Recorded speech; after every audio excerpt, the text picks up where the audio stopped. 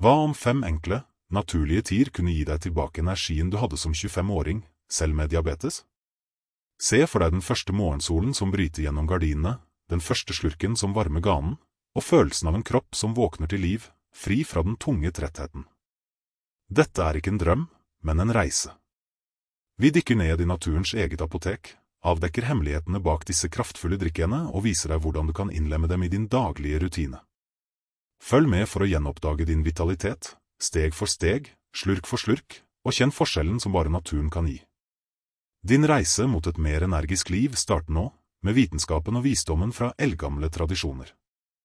Velkommen, kjære seere, til et rom hvor vi sammen utforsker veiene til et vitalt og livskraftig liv, spesielt for oss som har passert den gylne midten av livet, der diabetes kan føles som en uunngåelig følgesvenn. Mange av dere, som meg selv, har sikkert kjent på den subtile, men likevel utmattende, trettheten som kan snike seg inn, en følelse av at kroppen ikke lenger responderer på samme måte, at dagene føles tyngre, og at en gang så uanstrengte energinivået har blitt en fjern drøm.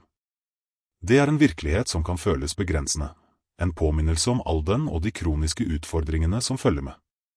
Har du noen gang undret deg over om det finnes mer, en dypere vei til velvære enn den som primært fokuserer på medisiner og strenge dietter?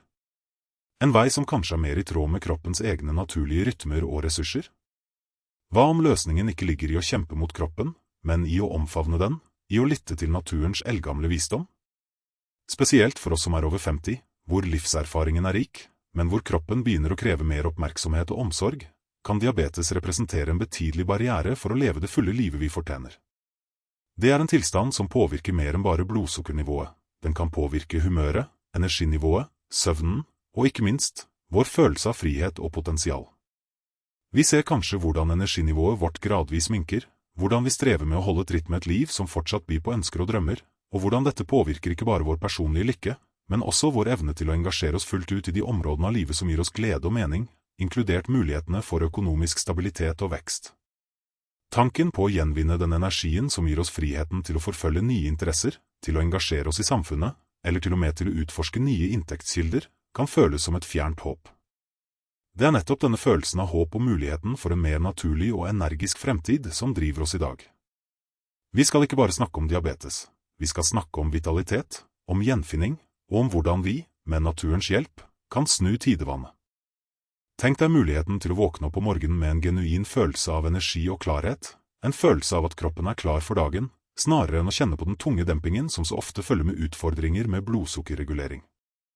Forestill deg at denne fornyede energien ikke bare forbedrer din daglige trivsel, men også åpner dører for nye muligheter, enten det er å forfølge en lidenskap, starte et lite sideprosjekt, eller rett og slett ha mer overskudd til å nyte livet og de menneskene du er glad i. En sunnere kropp er et fundament for et rikere liv i alle aspekter, inkludert et mer stabilt og kanskje til og med et mer velstående økonomisk landskap. Dette er ikke en kur, og det er viktig å være tydelig på det, men det er en vei. En vei som bygger på årtusener med tradisjonell kunnskap og som i økende grad støttes av moderne vitenskap. Vi vil utforske hvordan bestemte, naturlige ingredienser, som vi ofte finner i vår egen kjøkkenhage eller i helsekostbutikken, kan spille en avgjørende rolle. Vi vil se på hvordan enkle, daglige ritualer kan transformeres til kraftfulle verktøy for egenomsorg. Dette handler om å gi deg tilbake kontrollen, om å gi deg verktøyene du trenger for å føle deg sterkere, mer energisk, og mer i stand til å gripe fatt i alle aspekter av livet ditt, inkludert de som gir deg økonomisk frihet og trygghet. Vi skal dykke ned i den fantastiske verden av naturlige remedier, med et spesielt fokus på 5 spesifikke typer tier. Disse er ikke bare varme drikker, de er essenser av naturens egen helbredende kraft, nøye utvalgt for deres potensial til å støtte kroppen din på en fundamental måte. Vi skal gå dypere enn bare overfladiske løsninger. Målet er å gi deg en helhetlig forståelse av hvordan naturlige tilnærminger kan integrere sømløst i en travlere hverdag, og hvordan de kan bidra til å gjenopprette balansen i kroppen din. Dette er en reise mot en dypere forbindelse med deg selv og med naturen, en reise som ikke bare handler om å håndtere diabetes, men om å blomstre. Det handler om å realisere ditt fulle potensial, og frigjøre deg fra begrensninger, og bygge et fundament for et liv som er rikt på energi, glede, og ja, også muligheter for velstand. La oss begynne denne oppdagelsesreisen sammen, og se hvordan disse enkle, naturlige drikkene kan være starten på en bemerkelsesverdig transformasjon i ditt liv. Din reise mot et mer energisk og blomstrende liv starter her, med vitenskapen og visdommen fra eldgamle tradisjoner, og et løfte om et rikere liv i alle henseender. La oss dykke dypere inn i fundamentet for en kropp i balanse, der den naturlige tilnærmingen til diabetes mann-argument begynner å ta form. Utover bare justere matinntaket, som selvfølgelig er avgjørende, ligger en rekke andre, ofte undervurderte, strategier som har en kolossal innvirkning på blodsukkernivåene våre. Tenk på fysisk aktivitet, ikke som en plikt, men som en livgivende puls. Det er ikke snakk om maratonløp eller krevende treningsøkter som kan føles uoverkommelige. Heller ikke intensiteten er det primære, det er snarere den jevne, vedvarende bevegelsen. Lettere turer i frisk luft, en rolig sykkeltur langs vannet, eller til og med rolige øvelser som yoga eller tai chi, kan gjøre en bemerkelsesverdig forskjell. Disse aktivitetene hjelper ikke bare musklene dine til å absorbere glukose mer effektivt, men de bidrar også til å redusere den skadelige effekten av stresshormoner som kan forstyrre blodsukkerreguleringen. Se for deg hvordan en 30 minutters spasertur etter middag ikke bare fordøyer maten bedre, men også gir deg en følelse av ro og tilfredshet som varer. Dette er ikke bare trening, det er investering i din generelle velvære og en forberedelse til et liv hvor du har mer overskudd, både fysisk og mentalt, noe som igjen kan åpne for muligheter du tidligere ikke så, for eksempel å ha energien til å følge opp et interessant investeringsråd eller å delta mer aktivt i livets arenaer hvor velstand skapes. Videre, la oss adressere den ofte oversette, men allikevel så dyptgripende, rollen som stresshåndtering spiller. Kronisk stress utløser frigjøring av kortisol og adrenalin, hormoner som direkte kan heve blodsukkernivået. I en alder hvor livets press kan føles tyngre, kanskje ansvar for omsorg, økonomiske bekymringer, eller rett og slett en følelse av tid som renner ut, blir evnen til å finne indre ro en absolutt nødvendighet, ikke en luksus. Teknikker som dyp pusting, meditasjon, mindfulnessøvelser, eller rett og slett å sette av tid til aktiviteter som gir deg glede og avslappning, kan være transformerende. Selv enkle ting som å lytte til beroligende musikk i 15 minutter hver dag, eller å vie tid til en hobby du elsker, kan ha en merkbar effekt. Forestill deg hvordan en roligere sinnstilstand gir deg klarhet til å ta bedre beslutninger, ikke bare om helsen din, men også om dine finansielle valg, noe som kan føre til større trygghet og mindre bekymring. Denne indre stabiliteten er grunnmuren for å bygge et vellykket liv, og en nøkkel til å frigjøre ditt fulle potensial. Når vi snakker om kosthold, er det lett å falle inn i generelle råd. Men la oss spesifisere det enda mer. Fokuset bør ligge på matvarer med lav glykemisk indeks, det vil si mat som frigjør sukker sakte og jevnt i blodet, og dermed forhindrer plutselige blodsukkerstigninger. Dette inkluderer en overflod av ikke-stivelsesholdige grønnsaker som spinat, brokkoli, asparges og blomkål. Sunt fett fra avokado, nøtter og frø er også essensielt, da det bidrar til metthetsfølelse og stabiliserer blodsukkeret. Komplekse karbohydrater fra fullkorn som havre og bygg, samt belgfrukter som linser og bønner, gir langvarig energi. Men hva med de forbudte matvarene? Løsningen ligger ofte i moderasjon og i å kombinere dem smart. En liten porsjon frukt kan nytes tryggere når den spises sammen med en kilde til protein eller sunt fett, som en håndfull mandler eller en skje gresk yoghurt. Tenk deg å kunne nyte en dessert uten den påfølgende skyldfølelsen eller bekymringen for blodsukkeret, bare ved å gjøre bevisste, små justeringer. Denne formen for informert valg gir deg ikke bare bedre helse, men også en følelse av kontroll og frihet som kan være svært frigjørende, og som kan overføres til en mer strategisk tilnærming til dine økonomiske anliggender, der du tar velinformerte beslutninger som bygger langsiktig velstand. En ofte oversett, men kritisk, komponent i daglig helse er søvnkvalitet. Dårlig søvn kan dramatisk påvirke kroppens evne til å regulere insulin og glukose. Når vi ikke får tilstrekkelig med hvile, øker nivåene av stresshormoner, og kroppen blir mer insulinresistent. Målet er 7–9 timer med uforstyrret, dyp søvn. Dette kan oppnås ved å etablere en konsekvent søvnrutine, legg deg og stå opp til omtrent samme tid hver dag, selv i helgene. Skap et søvnsikkert miljø, mørkt, stille og kjølig. Unngå skjermtid, koffein og tunge måltider rett før sengetid. Hvis du sliter med innsovning, kan en avslappende kveldsrutine, som et varmt bad, lesing av en bok, ikke på en elektronisk enhet, eller lytting til en rolig podcast, være til stor hjelp. Forestill deg gleden ved å våkne opp uthvilt, føle deg fysisk og mentalt klar for dagen, med en kropp som er bedre rustet til å håndtere alle utfordringer. Denne nyvunne energien og klarheten er en uvurderlig ressurs, som kan gi deg det mentale overskuddet som trengs for å identifisere og utnytte lukrative muligheter som dukker opp i ditt yrkesliv eller personlige prosjekter. En uthvilt hjerne er en kreativ hjerne, og en kreativ hjerne kan finne veier til økonomisk vekst. En annen avgjørende dimensjon i vår helhetlige tilnærming til diabetes og vitalitet handler om de utrolige, naturlige støttespillerne som finnes i form av kosttilskudd. Selv om en sunn livsstil er grunnpilaren, kan visse planteekstrakter og næringsstoffer fungere som kraftfulle sineregister, som forsterker kroppens egne mekanismer for blodsukkerregulering. La oss se nærmere på noen av disse fascinerende substansene. Først og fremst har vi kanel, ikke den søte varianten vi ofte forbinder med bakverk, men ren, ekte kanel, gjerne Ceylon-kanel. Forskning tyder på at kanel kan etterligne effekten av insulin og forbedre cellenes respons på det, noe som bidrar til å senke blodsukkernivået etter måltider. Tenk deg å strø en teskje kanel over din morgengrøt eller i din kaffe, en enkel handling med potensial for betydelig helseeffekt. På samme måte har berberin, et stoff som finnes i flere planter, vist seg å være bemerkelsesverdig effektivt. Studier har sammenlignet berberinets virkning med visse reseptbelagte diabetesmedisiner, og funnet lignende positive resultater når det gjelder å redusere fasteblodsukker og HbA1c. Dette bioaktive stoffet ser ut til å aktivere et enzym kalt AMPK, ofte referert til som kroppens master energy sensor, som spiller en nøkkelrolle i energimetabolismen. Ved å aktivere AMPK kan berberin bidra til å øke insulinfølsomheten og redusere produksjonen av glukose i leveren. Det er viktig å merke seg at disse tilskuddene ikke er ment som erstatning for medisinsk behandling, men som et supplement, og samråd med helsepersonell er alltid anbefalt. Men for de som søker en mer proaktiv, naturlig vei, representerer disse stoffene et spennende felt å utforske. Videre finner vi bukkehornkløver, en urt som har blitt brukt i tradisjonell medisin i århundrer. Frøene av bukkehornkløver er rike på løselige fibre, som bidrar til å senke hastigheten på sukkerabsorpsjonen i tarmen, og inneholder også forbindelser som ser ut til å forbedre cellenes opptak av glukose. Dette gjør bukkehornkløver til en verdifull alliert for de som ønsker å jevne ut blodsukkertoppene etter måltider. Tenk deg den beroligende virkningen av en kopp te laget av bukkehornkløverfrø, vel vitende om at du gir kroppen din en naturlig støtte for en mer stabil energiflyt gjennom dagen.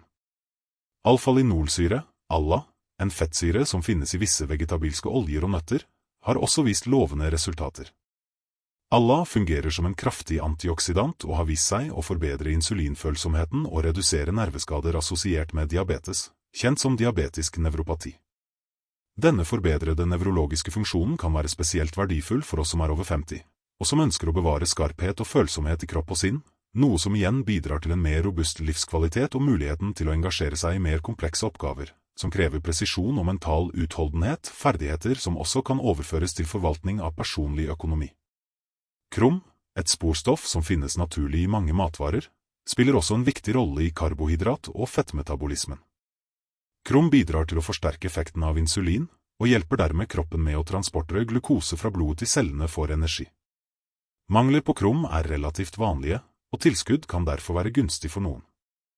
Disse naturlige tilskuddene representerer en spennende frontlinje i kampen for et mer balansert og energisk liv. Når du utforsker disse alternativene, tenk på dem ikke bare som piller eller pulver, men som konsentrerte essenser av naturens egen apotek, gitt til oss for å støtte vår reise mot bedre helse og økt vitalitet. Videre, for å virkelig omfavne en holistisk tilnærming, må vi anerkjenne og integrere de mange fasettene av velvære som strekker seg langt utover selve blodsukkerreguleringen. Kroppen er et komplekst, sammenkoblet system, og det som påvirker en del, har uunngåelige ringvirkninger på andre. Ta for eksempel tarmhelsen.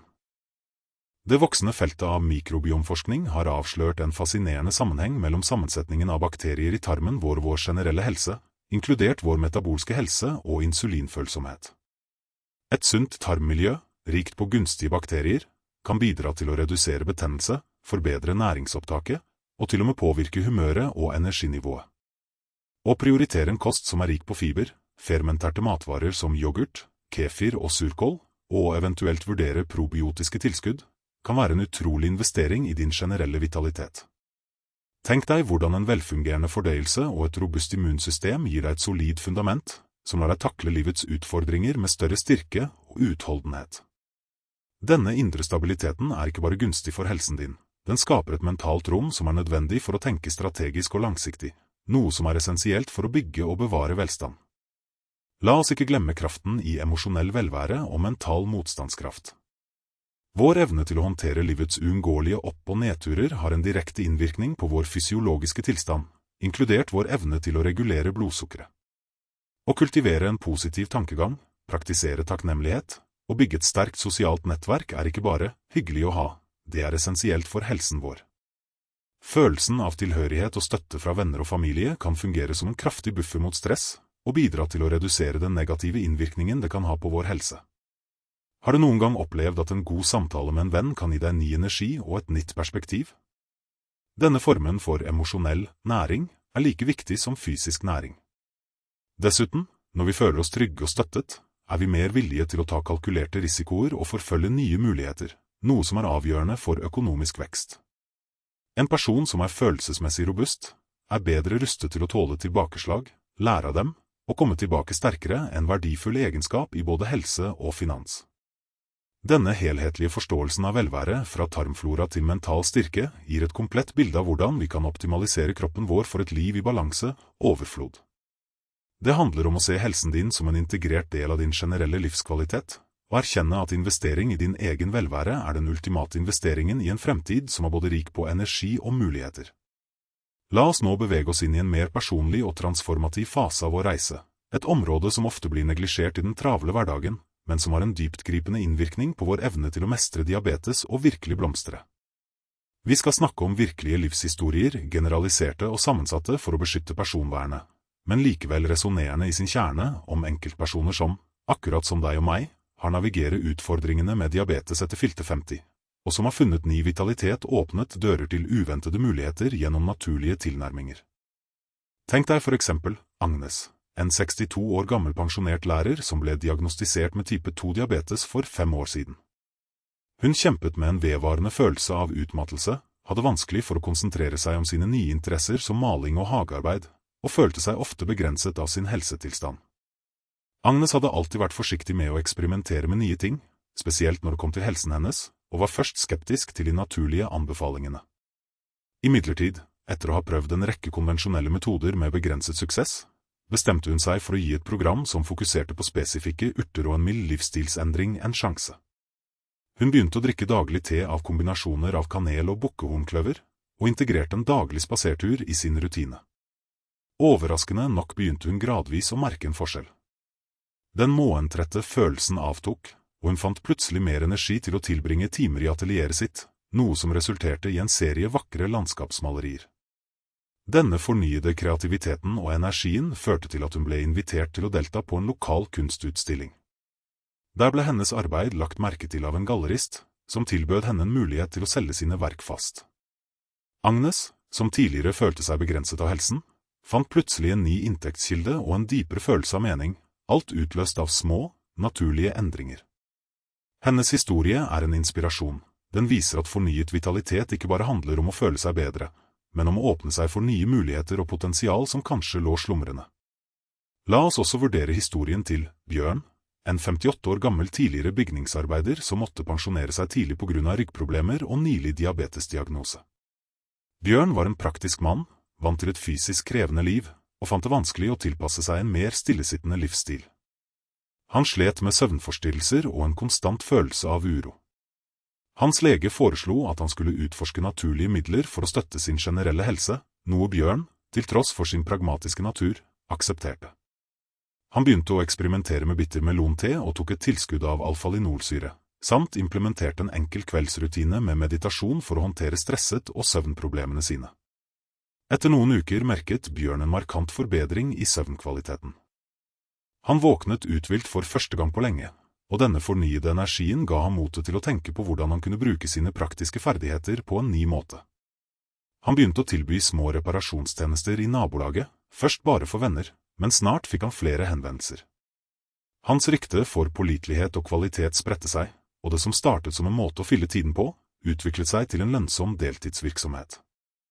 Bjørns reise illustrerer hvordan det å ta tak i de underliggende helseutfordringene på en naturlig måte kan frigjøre en latent kapasitet til å engasjere seg i givende arbeid og skape en ekstra inntektskilde, noe som bidrar til en følelse av formål og økonomisk stabilitet. Disse eksemplene, selv om de er destillert, peker på en felles tråd, at små, konsekvente, naturlige skritt kan føre til bemerkelsesverdige endringer, ikke bare i helse, men også i livskvalitet og økonomisk velvære. Den reisen Agnes og Bjørn har tatt, er en som er tilgjengelig for mange av oss. Den handler ikke om mirakelkurer, men om å omfavne naturens gaver og være proaktiv i egenomsorg. Disse individene fant ikke bare veien til bedre blodsukkerkontroll, men de gjenoppdaget også glede, kreativitet og en følelse av mestring som hadde falmet. De innså at en sunnere kropp er en solid plattform for å utforske nye muligheter og bygge en mer trygg og velstående fremtid. Ved å implementere enkle, naturlige strategier, som de vi snart skal utforske i detalj, har de ikke bare forbedret sin helse, de har åpnet dører til en rikere og mer meningsfull tilværelse, der vitalitet og velstand går hånd i hånd. Denne delen handler om å se potensialet som ligger i disse suksesshistoriene, og inspirere deg til å forestille deg din egen transformasjon. Hva er det ene lille steget du kan ta i dag for å nærme deg din egen historie om vitalitet og velstand? Din reise mot et mer energisk og blomstrende liv, hvor helse og velstand fletter sammen, starter med erkjennelsen av at endring er mulig, og at naturen tilbyr mange av de verktøyene vi trenger.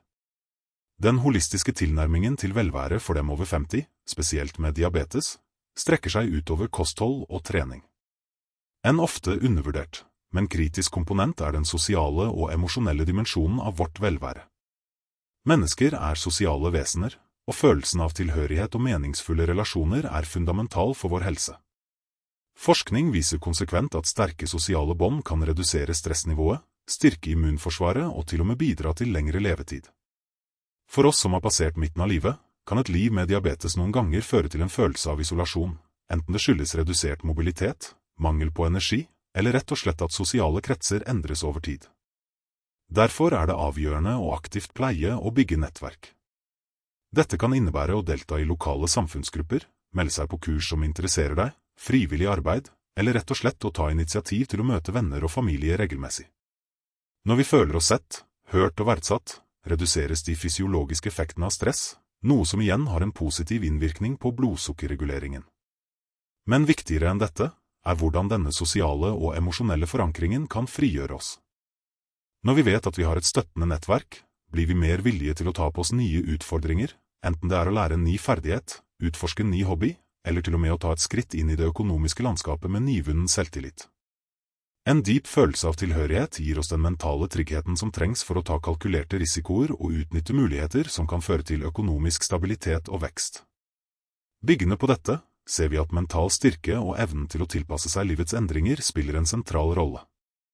Aldring og kroniske tilstander som diabetes kan utfordre vår mentale resiliens. Evnen til å akseptere endringer, lære av motgang, opprettholde en positiv holdning er avgjørende. Mindfulness og meditasjonsteknikker, som vi kanskje har berørt tidligere, er uvurderlige verktøy her. De hjelper oss ikke bare med å håndtere stress og angst, men de kan også forbedre konsentrasjonen og gi oss et klarere perspektiv på livets utfordringer.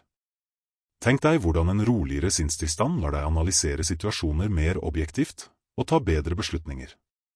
For oss som er over 50, og kanskje navigerer i en verden med nye økonomiske realiteter eller ønsker å utforske nye karriereveier, er denne mentale klarheten en uvurderlig ressurs. Evnen til å fokusere, til å bryte ned komplekse problemer i mindre, håndterbare deler, og til å forbli rolig under press, er kritiske ferdigheter for både personlig velvære og økonomisk suksess.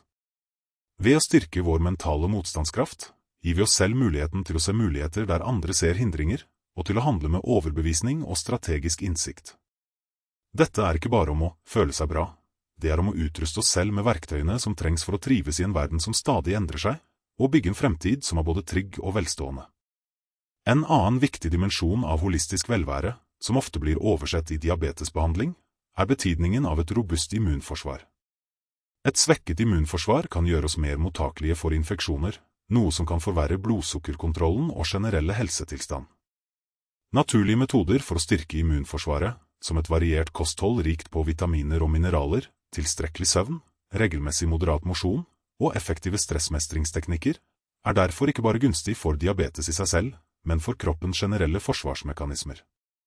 Tenk deg en kropp som er bedre rustet til å bekjempe sykdommer, noe som betyr færre sykedager, mer energi til å engasjere seg i livet, og en generell følelse av velvære. Dette kan direkte oversettes til muligheter for økonomisk vekst. Når vi er friske og energiske, kan vi delta mer aktivt i arbeidslivet, forfølge nye forretningsideer, eller rett og slett ha overskuddet til å håndtere våre finanser med større klarhet og handlekraft. Et sterkt immunforsvar er en grunnleggende forutsetning for et produktivt og velstående liv, spesielt når vi blir eldre. Videre er det viktig å anerkjenne betydningen av å finne glede og mening i hverdagen. Diabetes kan noen ganger føre til at vi føler oss fratatt visse gleder, enten det gjelder mat, aktiviteter, eller rett og slett friheten til å være spontane. Å aktivt søke ut og dyrke aktiviteter som gir oss glede, enten det er kreativt uttrykk, tid i naturen, eller samvær med kjære, er en essensiell del av et holistisk velvære. Når vi opplever glede, frigjør kroppen endorfiner, som har en positiv effekt på humøret, stressnivået og til og med vår oppfatning av smerte. Denne positive emosjonelle tilstanden kan ha en utrolig innvirkning på vår evne til å ta tak i utfordringer, inkludert de som er knyttet til økonomi. En person som føler glede og optimisme, er mer sannsynlig å se muligheter, ta initiativ, og utvise den kreativiteten som ofte trengs for å skape velstand. Det handler om å leve et fullverdig liv, ikke et begrenset liv, og erkjenne at vår evne til å føle glede er en kraftfull ressurs som kan berike alle aspekter av våre liv, inkludert vår økonomiske fremtid. Endelig, la oss ikke glemme viktigheten av å lytte til kroppens signaler. Etter hvert som vi blir eldre, og spesielt med en kronisk tilstand som diabetes, blir det stadig viktigere å være oppmerksom på hva kroppen vår forteller oss. Dette kan være subtile signaler, som tretthet, smerte, fordøyelsesproblemer eller endringer i humør. Å ignorere disse signalene kan føre til at små problemer blir større. Naturlige helsemetoder gir oss verktøyene til å bli mer mottakelige for disse signalene og til å respondere hensiktsmessig. Ved å utvikle denne indre lytting, kan vi forebygge problemer før de blir alvorlige, opprettholde en stabil og robust helse over tid. Denne proaktive tilnærmingen til helse er ikke bare avgjørende for vår generelle velvære, den gir oss den stabiliteten og den energien som trengs for å navigere i komplekse økonomiske landskap og ta kloke beslutninger som sikrer vår fremtidige velstand. Ved å forstå og respektere kroppens signaler, legger vi grunnlaget for et liv der helse og velstand ikke bare er mål, men en integrert og harmonisk virkelighet. En annen kritisk dimensjon av helhetlig velvære, spesielt for oss som navigerer livets andre fase med en diabetesdiagnose, handler om å kultivere en dypere forbindelse med naturens egne rytmer. Dette strekker seg utover enkle turer i parken. Det handler om å integrere naturens sykluser i vår daglige eksistens på en måte som harmoniserer med kroppens indre klokke. Tenk deg å legge merke til skiftet i dagslyset gjennom sesongene, og hvordan dette påvirker ditt eget energinivå. Denne sirkadiske rytmen, den biologiske klokken som styrer søvn-våkensykluser, hormonproduksjon og andre viktige kroppsfunksjoner, er dypt påvirket av ytre faktorer som lys. For personer med diabetes kan forstyrrelser i denne rytmen, som ofte skjer ved uregelmessige søvnmønstre eller overdreven skjermtid om kvelden, forverre insulinresistens. Ved bevisst å tilpasse livsstilen til naturens rytmer, for eksempel ved å eksponere deg for naturlig lys om morgenen, redusere eksponeringen for blått lys fra skjermer om kvelden, og forsøke å opprettholde et jevnt søvnmønster kan det bidra til å rekalibrere kroppens indre klokke. Denne rekalibreringen kan føre til bedre søvnkvalitet, jevnere energinivå gjennom dagen, og en mer effektiv metabolisme. Se for deg dette som å stille inn en finjustert klokke. Når viserne beveger seg i takt med den naturlige timingen, fungerer hele mekanismen mer presist. Denne rytmiske balansen er ikke bare gunstig for helsen, den kan gi deg den stabiliteten og utholdenheten som trengs for å forfølge langsiktige mål, inkludert de som omhandler økonomisk vekst, hvor tålmodighet og en langsiktig strategi ofte er nøkkelen. Videre, ved å aktivt engasjere deg med naturen, enten det er gjennom hagearbeid, turgåing i skogen, eller til og med bare å sitte ved et vindu og observere omgivelsene, kan du oppleve en form for grønn terapi, som har vist seg å redusere angst og fremme en følelse av ro. Denne følelsesmessige stabiliteten er en uvurderlig ressurs for å takle livets utfordringer. En annen distinkt, men like viktig, faset av helhetlig velvære involverer en dypere utforskning av kroppens evne til selvhelbredelse gjennom subtile energisystemer. Mens moderne medisin fokuserer på det fysiske og kjemiske, har eldgamle tradisjoner erkjent eksistensen av energibaner og sentre i kroppen, ofte referert til som chakraer eller meridianer. Praksiser som akupunktur, reiki, eller til og med dype, oppmerksomme pusteøvelser, arbeider med disse energifelt for å gjenopprette balanse og fremme velvære. Selv om vitenskapelig forståelse av disse områdene fortsatt er under utvikling, rapporterer mange individer at disse tilnærmingene bidrar til dyp avslappning, redusert smerte og en generell følelse av vitalitet. For personer med diabetes kan disse teknikkene tilby en komplementær tilnærming til å håndtere symptomer som nervøsitet eller ubehag, og fremme en mer helhetlig følelse av indre balanse. Se for deg at kroppen din har et indre nettverk av energikanaler. Når disse kanalene er blokkert eller ute av balanse, kan det manifestere seg som fysiske eller emosjonelle ubehag. Ved å forsiktig løsne opp disse blokkeringene, enten gjennom spesifikke øvelser eller veiledning fra en utøver, kan du bidra til å frigjøre kroppens egen helbredende potensial. Denne prosessen kan også ha en indirekte, men betydelig, innvirkning på din evne til å tenke klart og ta strategiske beslutninger. En kropp som føles mer balansert og energisk, er en kropp som er bedre rustet til å møte de kognitive kravene som ofte følger med personlig og økonomisk planlegging. Det handler om å anerkjenne at helse ikke bare er fravær av sykdom, men en dynamisk tilstand av vitalitet som omfatter kropp, sinn og, ja, også de subtile energiene som binder oss sammen. Et tredje, distinkt aspekt å vurdere er effekten av fargepsykologi og lydterapi på vårt velvære. Mens dette kan virke som mindre konvensjonelle tilnærminger, har både farger og lyder en påviselig innvirkning på vårt emosjonelle og fysiologiske system. For eksempel er det kjent at visse farger kan fremkalle spesifikke reaksjoner. Blått og grønt kan virke beroligende, mens rødt kan være stimulerende. Ved å bevisst integrere disse fargene i våre omgivelser enten gjennom klær, interiørdesign, eller ved å tilbringe tid i naturlige omgivelser som reflekterer disse fargene, kan vi påvirke vårt humør og energinivå. Tilsvarende kan lydterapi, som involverer bruk av spesifikke lyder, musikk eller vibrasjoner, ha en terapeutisk effekt. Lyder som omgivelsesmusikk, naturlyder, eller til og med spesifikke frekvenser, kan bidra til å redusere stress, forbedre konsentrasjonen og fremme en følelse av velvære. For personer med diabetes kan en bevisst bruk av disse elementene være en subtil, men kraftfull måte å skape et støttende miljø for helbredelse og balanse. Se for deg å lytte til beroligende naturlyder mens du mediterer, eller å kle deg i klær som fremhever farger kjent for å fremme ro. Disse enkle, men virkningsfulle, strategiene kan bidra til å skape en følelse av harmoni innvendig og utvendig. Denne indre roen og fokuset som oppnås gjennom farge- og lydstimulering, kan være svært gunstig når man skal ta viktige livsavgjørelser, inkludert de som omhandler langsiktig økonomisk planlegging. En klar og balansert sinnstilstand er ofte forutsetningen for å ta kloke, veloverveide beslutninger som bidrar til finansiell trygghet og vekst. Ved å bevisst integrere disse elementene i hverdagen, kan vi skape et mer harmonisk og støttende livsmiljø som fremmer både fysisk og mental velvære, og dermed åpne dører for økt kapasitet og velstand. Idet vi nærmer oss slutten av vår felles utforskning, la oss ta et øyeblikk til å la de ulike trådene vi har vevd sammen synke inn. Se for deg et mangfoldig landskap, hvor hvert enkelt element, fra den stille kraften i naturens egen apotek til den underliggende rytmen i kroppen vår, bidrar til et større, mer harmonisk bilde. Fra innsiktene vi har delt, begynner konturene av en vei å tegne seg, en vei som ikke bare adresserer spesifikke helseutfordringer, men som også lyser opp muligheter for en dypere, mer meningsfull tilværelse. Tanken på en kropp som vibrerer med fornyet energi, ikke som et fjernt ideal, men som en oppnåelig realitet, blir stadig mer håndgripelig. Denne reisen har vist oss at nøkkelen ofte ligger i de enkle, men potente, valgene vi tar daglig, valg som styrker vår evne til å møte livets kompleksiteter med større mot og klarhet. Som vi nå forbereder oss på å ta det siste steget mot en avrunding, la oss reflektere over den samlede effekten av denne kunnskapen, hvordan den legger et fundament for en mer vital og potensiell rikere fremtid. I lys av de innsiktene vi har tilegnet oss, tegner det seg et tydeligere bilde av hvordan den indre balansen vi streber etter, direkte påvirker vår ytre kapasitet. Tenk deg at du har finjustert et intrikat instrument. Hver del spiller sin rolle for å skape en ren og kraftfull tone.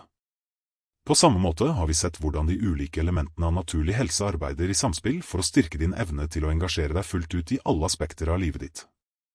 Det er en prosess der gjenopprettelsen av indre harmoni åpner for en forbedret evne til å navigere livets muligheter, enten de er personlige, sosiale eller økonomiske. Den samlede effekten av disse strategiene er en styrking av selve fundamentet for ditt velvære, noe som igjen gir deg større frihet og handlekraft til å forme den fremtiden du ønsker deg. Når vi nå beveger oss mot den endelige refleksjonen, la oss bære med oss denne følelsen av sammenkobling, hvordan hvert skritt mot helse styrker vår evne til å blomstre i alle livets domener, og bidrar til et mer fullverdig og velstående liv. Hva om den dypeste hemmeligheten bak et liv i overflod, uavhengig av alder eller helseutfordringer, ikke ligger i å jage etter ytre rikdommer, men i å kultivere den indre skatten av vitalitet og balanse. Denne innsikten har vært den røde tråden gjennom vår utforskning, en erkjennelse som har blitt styrket for hvert naturskjønnhet vi har avdekket, hver eldgamle visdom vi har hentet frem, og hver subtile kroppsfunksjon vi har belyst. Vi har sett hvordan de 5 enkle, naturlige teene ikke bare er midler til å berolige en urolig blodsukkerregulering, men snarere symboler på en dypere forståelse av kroppens evne til å finne sin egen harmoni, en harmoni som er selve grunnlaget for et fullverdig liv. Se for deg en person som, i stedet for å la alder eller helsebegrensninger definere sine muligheter, omfavner naturens gaver og oppdager en gnist av energi de trodde var tapt. Denne energien er ikke bare fysisk, den er mental, den er emosjonell, og den er den drivkraften som kan transformere vår oppfatning av hva som er mulig. Når kroppen vibrerer med helse, åpnes sinnet for nye perspektiver, for kreativitet, og for en styrket evne til å se og gripe de mulighetene som leder til sann velstand, ikke bare i form av penger, men i form av rikdommen av erfaringer, av mening og av ekte livsglede. Den virkelige revolusjon skjer ikke i et laboratorium, men i den stille, hjertevarme erkjennelsen av at vi er en del av noe større, at naturens visdom er en uuttømmelig kilde som venter på å bli omfavnet. Når vi bevisst velger å nære kroppen med det den trenger, når vi lytter til dens subtile signaler og gir den rom til å gjenopprette sin balanse, skaper vi et indre fundament som er urokkelig. Denne styrken er ikke noe man kan kjøpe, den er noe man bygger, stein for stein, med hver klok beslutning, hver bevisste handling. Det er i denne indre kultiveringen at nøkkelen til varig velvære og en uanstrengt flyt i livet ligger. Og når denne indre skatten er funnet, vil de ytre skattene, de som ofte gir trygghet og frihet, naturlig finne veien. En energisk og balansert person har ikke bare evnen til å opprettholde, men også til å skape og vokse, og til å finne nye veier til velstand som tidligere kan ha virket utilgjengelige. Din reise mot et vitalt og blomstrende liv, hvor helse og velstand fletter sammen, er ikke en destinasjon, men en evig pågående praksis. Så la oss ikke se på disse innsiktene som en engangsleksjon, men som starten på en livslang dialog med oss selv og med naturen. Den sanne praksisen begynner nå, i de øyeblikkene hvor vi velger bevissthet over ubevissthet, vitalitet over stagnasjon og harmoni over kaos. Ved å integrere den kunnskapen vi har delt, kan vi begynne å veve et rikere bilde av våre liv, et bilde der hver dag er en mulighet til å styrke vår helse, utdype vår glede og utvide vårt potensial. Denne prosessen handler om å gjenoppdage den innebygde kapasiteten for helbredelse og vekst som ligger latent i oss alle.